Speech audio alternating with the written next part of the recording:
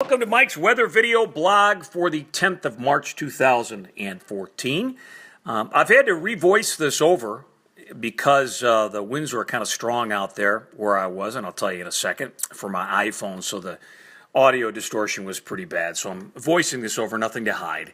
2:15 in Flamingo, Las Vegas Athletic Club, where I'm doing the great Mike Morphosis project for charity for the Shade Tree, is where I was earlier today. You're looking at a lenticular cloud. This was at about 1 o'clock this afternoon. And that's produced by usually wind here in the west as that wind rushes up the mountain, and then down it there's a little pocket of air that forms in there, and that's where the cloud usually is. These are usually clouds that we'll see during points of change in the atmosphere, either prior to or behind a front, but they're not going to produce any rain. Then some mid-level clouds out over the mountain. There's actually a little elevated convection. What does that mean?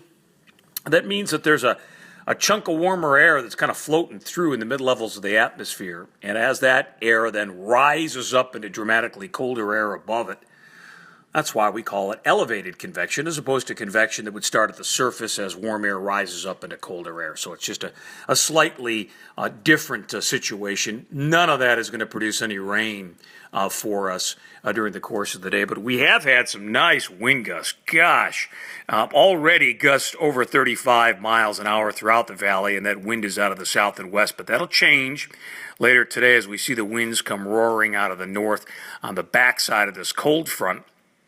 Temperatures should drop by, I would imagine, a good 10 degrees tomorrow. So we'll drop into the upper range of the 60s on the backside of this cold front. So until then, it's kind of one of these deals where you put a rope around your garbage cans.